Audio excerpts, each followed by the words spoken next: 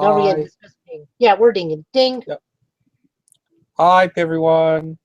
Hi, everybody. All right. So first off, Jesse is not here. Tomorrow's his birthday. It was his day off. Happy birthday. The reason there was no show last week. I had beautiful lady ask me out, and I was not saying no to that. So Joe got a date. Joe's happy. Matt's got a job. Matt's happy. Jesse has girlfriend and potentially birthday cake and has the night off. Everyone's happy. We're good. We're good. Now let's talk about UFS. Where Yeah, some things are happy, some things are unhappy. And then some things are just kind of eh. And then we got Exceed to talk about with level 99 because my first part of Exceed came, and we're going to be talking about one of the bonus characters, Juno, as well as looking at all her stuff. First off, UFS wise, Turbo. Turbo. What rotated in Turbo? They rotated out the Mega Man tins. They announced this. Mm-hmm. And then everyone's like, oh, yay, cool. Things came in because endings came in.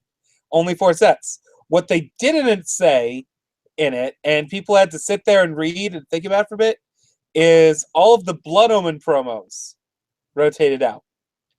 So that includes Templar, Summer Heat, Revoke, Ryu. Like, Ryu's gone. That's irritating. Because he actually has the Blood Omen tri symbol.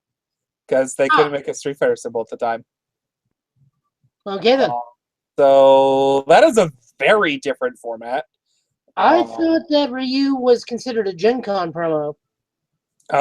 He does say Gen Con promo, but the watermark symbol is the Blood Omen thing. So anything with the Mega Man helmet and the TriStar symbol are out. Yep. Okay. So that means it's basically all the promo cards. So anything with the Wily symbol is still in. Yep. Okay. Yeah, the promo cards. So I think what was it, Time Man and Oil Man were like the promos that had the Wily symbol on it. Yeah. But 2014 Gen Con promos. But so yeah, all the Mega Man tins gone. But unfortunately, or fortunately, like Submarine Templar being out of a format is really, really awesome. Losing stuff like Revoke, it's one of those cards I feel is always required. You always need a no or some form of mana leak. Yeah, so it just helps. So that's Turbo's definitely very interesting. I just wish they had actually said that. I'm sure it was just a slip and they didn't think about it. Yeah, that sounds like oversight. But it was a pretty major one. Most people know it by now, but it's a good thing to go over. Next thing is releases are happening. Okay, so what are the release dates? August 26th for Battle for Power. It's real and it's happening. Though it won't be legal at the PTC. That is the next day in Amsterdam. It's a bit upsetting. Because I would really like to play with all those really awesome cards. And then through, I think, Origins and then into other websites and stuff, Blood Omen finally got announced for October 21st. Which, that'll be really interesting. These have some good things and bad things. Good things, we're getting sets, and they seem incredibly confident. Even Sean O'Brien feels very confident that these sets are going to come out on time. Yes. So, we'll go ahead and bite this in the butt. Matt and I, and for that matter, the majority of the community, we are very, very, very well aware of what happens when Jasco sets a release date. Now, I don't know the particulars of how these sets are being printed. I don't know what's going on.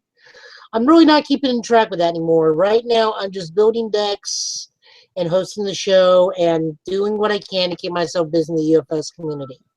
Still not playing. Though I have given my guys at the store the option to pick up that role and I'll start playing again. But are very confident. They swear to God up and down this is the release dates. If you go watch Top Deck Heroes last night, we got confirmation from Sean. Sean has way more to do with this than some of us. So, if things go to crap, then, none of us are surprised, none of us are let down. If things work out, then, fantastic. Yeah. I'm in the camp of, I think these will definitely come out. Yeah. There is kind of an issue.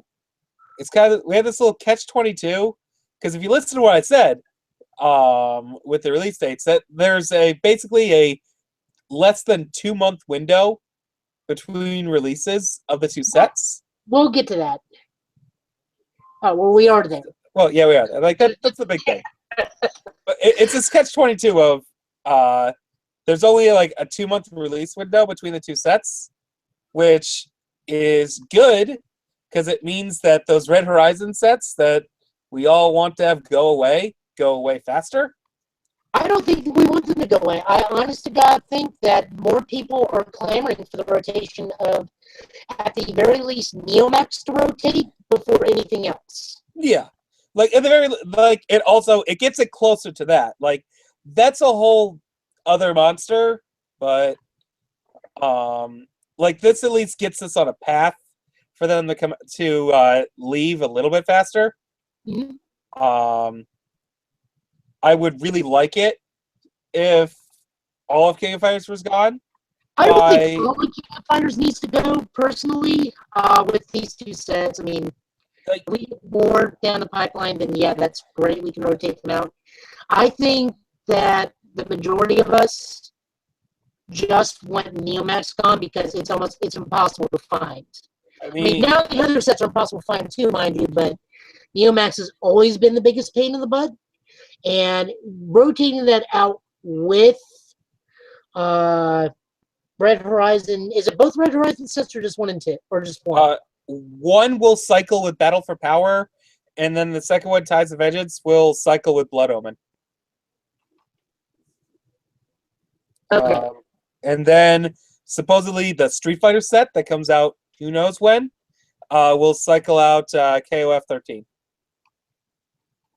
So if we extrapolate this with what we know, then the Mortal Kombat set would cycle out Ruler of Time, and then the Cowboy Bebop set would cycle out Neomax. Now, like I said, we are hoping that with the solidity of these two sets, we will start looking at a more better expanded 3-month release date scenario. Yeah. Well, that's the thing. It's 2 months right now. Yeah, I think 2 months right now, but they need to slow it down after this, I think. Yeah, I feel like they're going to go back to 3 if they can get everything. Go back? You mean start to going to 3? I'm trying to give them the benefit of the doubt. Before it was 8 to 9 months. Okay, before that it was 1.5 years. So, they're working their way down to those smaller numbers. So, on the plus side, like I said, if they can get this out, that shows that they can get product out in a timely order. This 2-month period is just so they can unclog the line, as it were, and we could get back to a 3-month period quarterly release. That being said, however, if that is not the case and we get the flash in the pan that Mega Man Darkstalkers was, now granted Mega Man Darkstalkers came out in an even 3-month period. And then the next those were 2 months as well. They were 2 months as well? July and... It was like start of May and then like end of June. No, it was end of April and start of July. Well, either way, that's apples and oranges. That's almost basically a 2-month period. My primary concern is that this is a flash in the pan, like the last time, where it was Mega Man Darkstalkers 2 months out, and then what was the last time we got Indians? And when did Indians come out? May. Yeah. So from July to May, a set release. So, this can go one of two ways. Now, the UFS community, because, you guys are awesome, and we will roll with the proverbial punch. We are, of course, going to let them know, but at the same time, we're not going to be up in arms because, like I said earlier, this is going to go to one of two ways. Typical Jazzco, which will be our response, or fantastic, they got their crap together. Yeah, like, I don't know. We'll see what happens. I'm still optimistic. I am too. I mean, don't get me wrong. I have the problem of, because of that 2-month release schedule, I'm not going to be able to invest very deeply in either set. Which is something else we need to bring up. The 2-month release schedule is actually really bad. And, I don't have the buyer seller experience from Sean. So I'm speaking completely out of my butt. And if Sean Miles wants to come on my Facebook and correct me on this, that's fantastic. I'll be happy to take it up with him. But that seems like a really bad thing for a buyer and a seller to only have a 2-month window, because they're still going to try and move product they ordered from the first set out while getting restocked with the new set, and you're not going to have anybody able to buy the second set because their bank account is too drained from getting what they need from the first set. Yeah. Like, it's kind of a problem, I think, at every level of business to release things way too close like that. Sean tried to touch on it and say it would be fine because there'll be more cards in the secondary market to ease the burden of people. I kind of disagree because boxes need to be bought in the first place. Yes. So, like, people are like, you, in order for people to buy stuff to trade in and sell and whatnot, they need to be able to afford boxes for both sets to get enough stuff to actually do trades. And like he was saying before, like, everyone was just like, these sets might disappear. We got to buy them all now. And that's why people did it before. It's like, not quite. People bought everything right away because there are people out there that want to have access to everything right away. I know there are some play groups out there that, like Atlanta and whatnot, like, they pull the money and they're just like, they buy 8 boxes right when it comes out.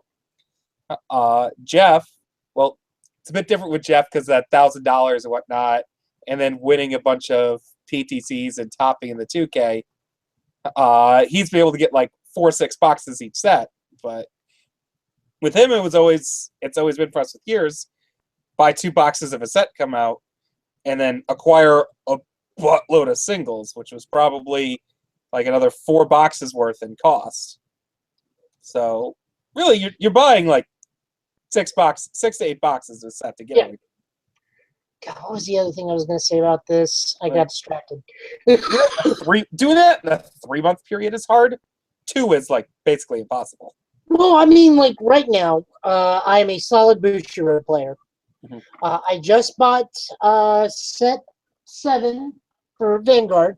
Mm-hmm. I bought 4 boxes, traded my butt off, got everything for my Dimension Police set. By the way, we're still cops. If you watch Beer Bros, you know what this is. I've been running my place ragged with that catchphrase. Super Beer Bros, guys, go watch that. Go watch their LA Noir play. Trust me. The hashtag perfect dicks and hashtag we're still cops. Funniest thing ever. But I got all my Dimension Police stuff. This week, because Bushiroad releases back to back, I don't have enough money to go buy Bloody Grave. Mm-hmm. Although I am on an all-day date. Yeah, like, that's a different game. That's a bit different. Well, I mean, this is what I'm getting at, is that they're releasing back to back, and I can't afford 4 boxes of one set and 4 boxes of another set so close together. Now, granted, a week and 2 months is still very, very different, but for some people, it's just, even then, that's not enough time to amass that amount of money. Yeah. Like, me having a real job now and doing budget and whatnot, I'm just like, no way. Like, especially when there's stuff out there like X-Wing minis that's technically a lot cheaper to play. And like, it kind of feels like to me like if you get to a release schedule like Fantasy Flight, where They go back and forth between like small releases and large releases. But it's basically they have a release every single month. It's less money, but every single month it's a lot to get. And I stopped playing most Fantasy Flight LCGs because I couldn't keep up with that.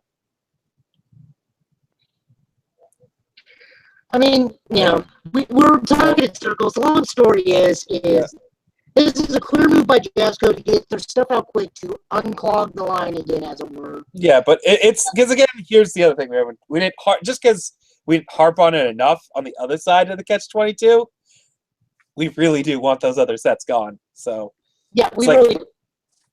But like I said, the smart thing, in my opinion, and I think a lot of people would agree with me, is they just need to rotate at least Neomax out with the first set or one of those two sets. Here's the problem with that. They announced a cycle schedule they were going to do. If they change it like that, then it looks like they're a bunch of liars again. Like, they have to stick to that schedule. Like, they can't just spur of the moment change their minds on things, because then that's going to cause them to lose more trust with that company. Like, yes, it's what we technically want, but for newer players, not what we need, but what we can't have. Like, for newer players that have just bought in maybe within the past few months and spent $200 on Nevoses, that's gonna piss them off. It's like, I was guaranteed that these were gonna be good for like basically at least another year. If all of a sudden it's like, oh nope, Battle for Power comes, or Blood Omen comes out, all right, there goes Neomax. That's the problem. Like, it's also October. They've got their money. They've got their $200 worth of play out of them. Why? There was no event at Gen Con. They didn't get to play with them in a major. All right, you got me on that one. I keep forgetting there is no actual Gen Con event. Yeah. Which, while we're on that subject, Nationals, where are you? Yeah, still no Nationals announcement. So, at this point, do we need to, like, go to the vet and see where it's microchipped, or do we need to start putting out, have you seen my national event on tree poles?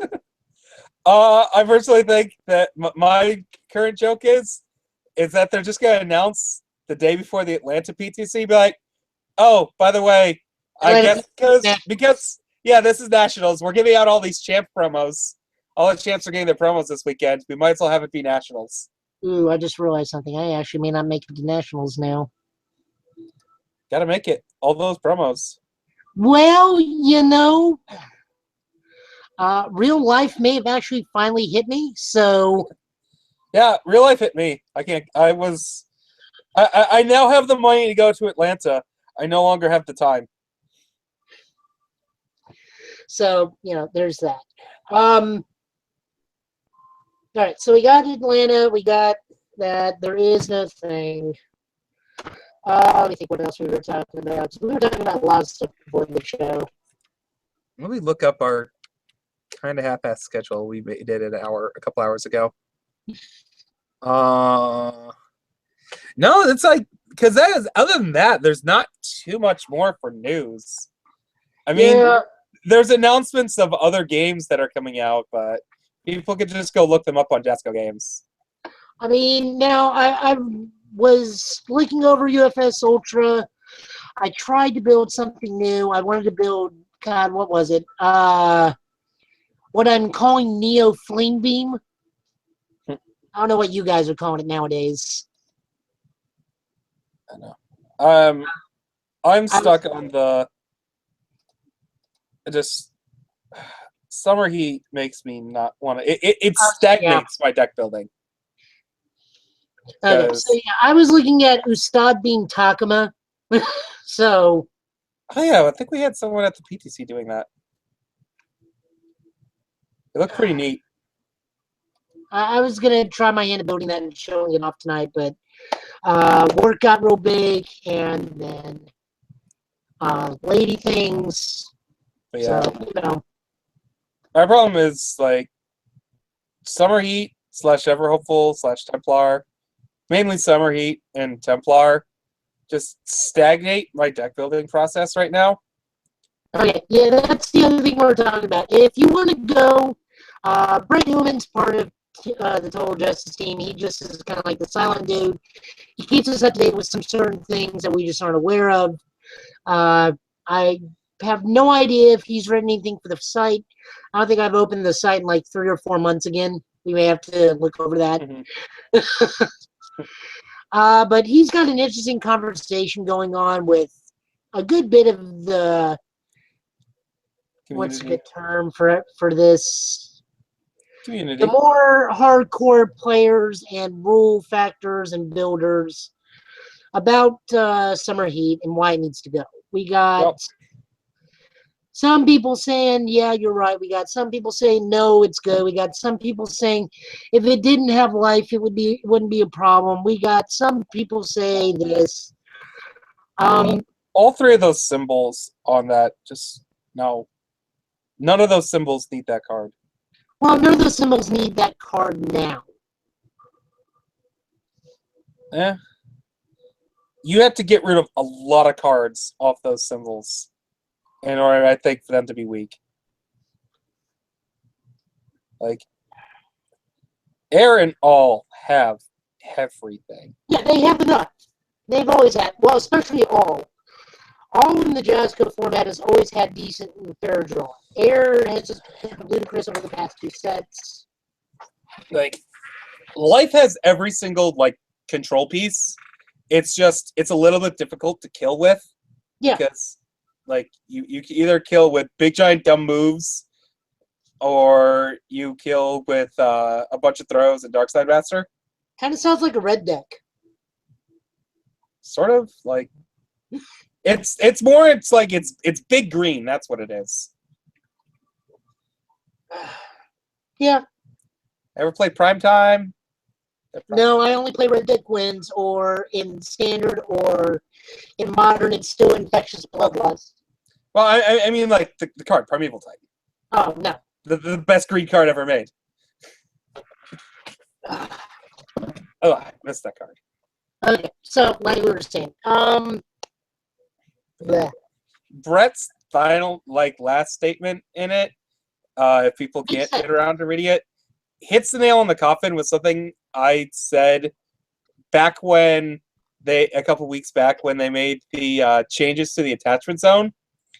If we're going to make rules changes to the attachment zone because we don't like Battle Fist, a relatively decent but still pretty innocuous card combo with Runica, we're going to make it change the entire rules of a big portion of the rules of the game to make that interactable.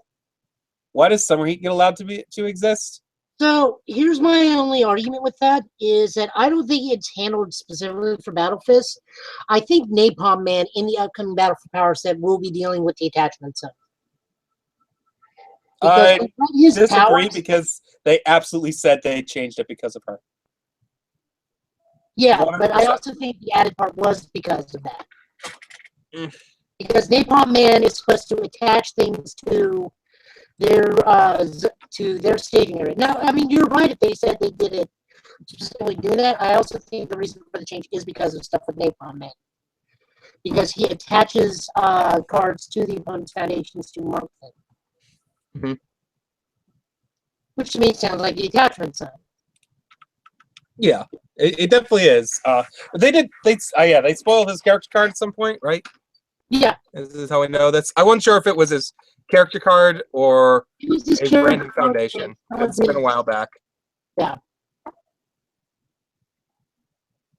Okay. I mean, we'll see. I mean, I'd still think, like, someone decided, like, I'd still think that, like, Jason or someone at Jasco Games decided, oh, no, we should be allowed to interact with this. Yeah, it says right here, first form, destroy one of your opponent's assets or foundations with a card attached to it. If you do, draw one card. So I think that means that the other reason that they're not siding is because Napalm Man will also be dealing with the attachment zone. Just trying to think. Now, if one of your cards is attached to a card in your opponent's staging area, It's their attachment zone. Yeah, well, like it's your attachment zone on a card in their staging area. I'm wondering, does it count as a foundation in their staging area or your staging area? See, now we're just reading into this way too much. I was just saying I think the attachment zone will play some part in Napalm Man because of the wording. Like, I don't know. That's a giant headache. We'll wait for when the set comes out. I think actually that just reading Napalm Man's character card right here and extrapolating from it, they may have actually completely screwed up his entire support. But I don't know that because we only have a character card, and it looks like a foundation that does actually reference his abilities very much. Well, it references cards attached in the staging area, but I don't know. We'll see. So Brett's point was that even though there's an attachment zone, they made the rule that it can be finagled with and countered and whatnot, while Summer Heat cannot.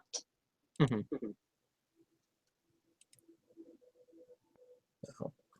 So, yeah. I don't think that we have too much more for UFS, though, beyond this. We don't. Let's talk about that Exceed promo character card.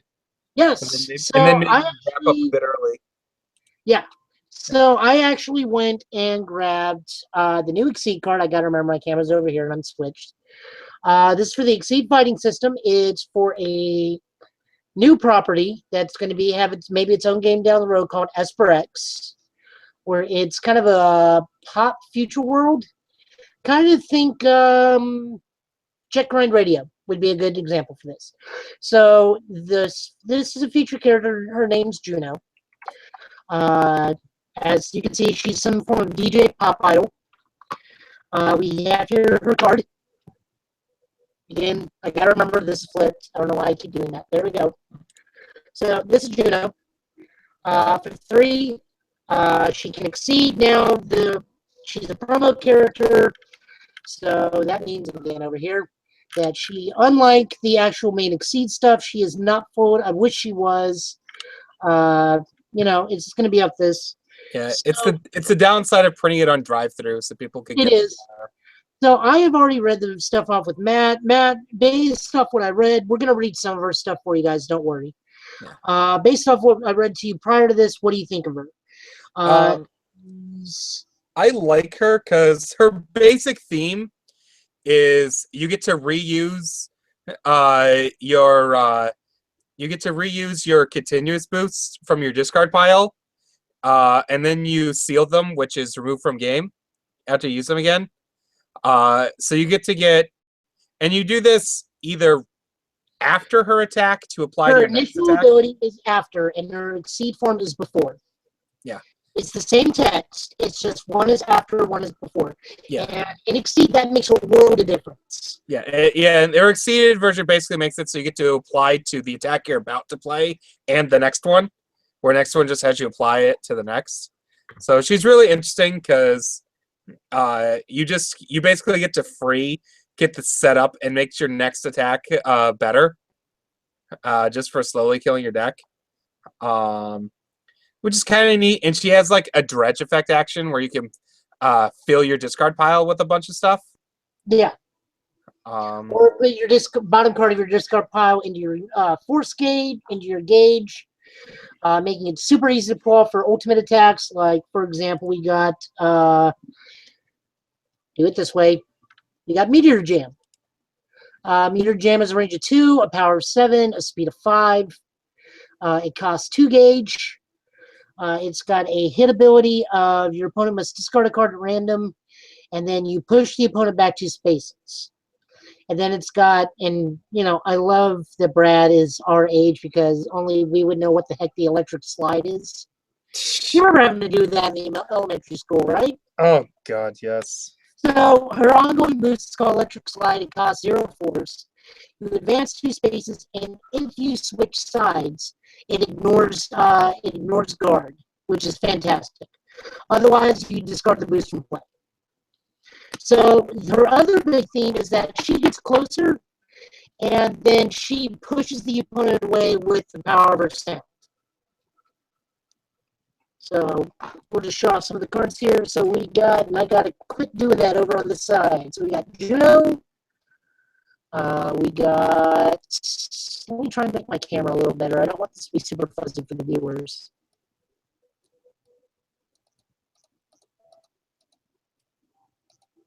Nope, making it worse. There we go. So we got Meteor Jam. We got Juno Live. Juno Live. We got Technic Beat.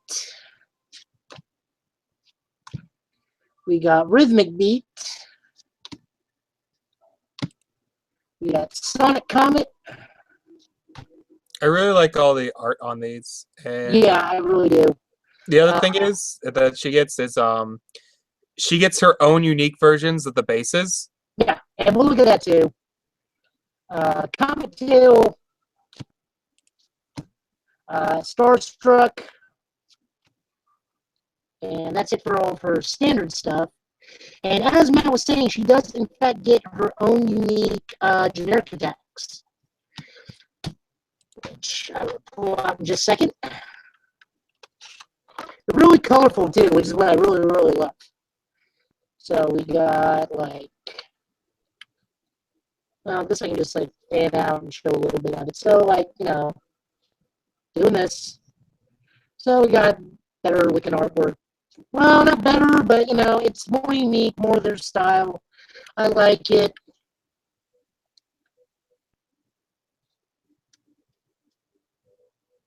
Like over here. There you go. Sweep. I don't remember there being a focus. Yeah, Focus is one of them. Oh, okay. In block. It's one of my favorite ones. But I can move you, draw a card. Okay, that makes more sense on why you like it. Yep. Draws cards. So, that was the Exceed stuff. I'm really looking forward to playing her. She looks like a lot of fun. She looks like a decent mid-range character or someone that can actually fight Reese toe-to-toe because since she pushes people back constantly, anytime he gets in, you can just play something and it pushes him back for more optimal range on your attack. Hopefully Brad will come on and talk to us a little more about her. I would love to sit down and talk with him about it because she seems real fun. I can't wait to, just toss her around in some fights. I wish that mad idea of a fully more constructed 60-card deck would be viable, but putting music with robots, I don't know. I hear that's kind of a bad thing. Hopefully he'll get to announce a new season soon. Also, for to talk about with us. Yeah, I would really like that. I would actually really like if Esper X was the next season because this looks pretty fun, and I actually already really like the world. All right. Do we have anything? Because this seems like it's going to be a quick show. No, I think we're about it for the night. Alrighty. Like, so there's the upcoming PTCs, which there's the one in California this weekend.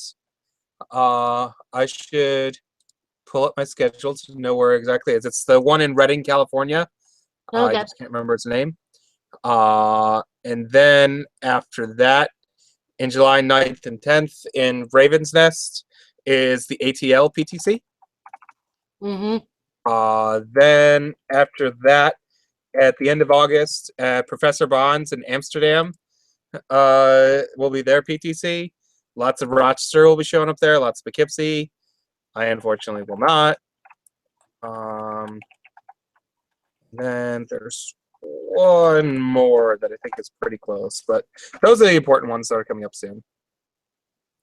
Oh, that's right. In September, there's the one for Warren, Michigan. Oh, I did skip one. Yeah, there's the one in Reading is in Matrix Cards and Games. And then there's the Abilene PTC in Texas, September 10th to 11th at Rick's Collectibles. And then Eternal Games in Warren, September 24th and 25th. So, bunch of nice BTCs. The Albaline one will be the first one where Mega Man Battle for Power will be legal, since it won't be legal at Amsterdam. Just another thing, a minor thing that I think is another downside to sets coming out too quickly, which happened with Mega Man and the Darkstalkers, is there's no normally, like, the biggest point about releasing a new set, besides the monetary standpoint of making more money, blah blah blah, just getting more cards out there, is to shift the metagame and allow your new cards to shift and adapt and create a new metagame, and maybe phase out some cards a little bit. When you have set releases that are so close to each other like that, there's no time for people to adapt and discover new things. So there's this interesting standpoint of what the game looks like. Like, we didn't really get to see what the game looks like with the Mega Man set out without the Darkstalker set being legal. Like, there was like 2 events at best, which wasn't too much. And even then, and then we didn't get to see very long of what it looks like without Red Horizon stuff cycling in. We got 2 months of that. So that's my concern. That's my biggest concern, is wanting to see, like, what the game looks like. Like, Mega Man could really shake things up and make this really awesome format and be really, really fun. And then Blood Omen might come in and either just completely outclass something that's in that set, or just automatically just shut down something that was really fun to play. Like, I'm looking forward to the Metal Man Transform deck, where I get to pick up all my slams and play them every turn for my discard pile. Well, I mean, one of the bonuses we have with Blood Omen is we already know it's being reprinted in the set, so we know at least 1/4 of the set to a degree. Yeah, but yeah, it's like I would like to see more things. I would like to be able to have a bit more time to do stuff with the metagame, but oh well. But that's my only tiny thing about the thing, about sets coming out too quickly. I mean, it's a valid point. But I think that's about it we have for tonight. Yep. Short show. We don't have a third.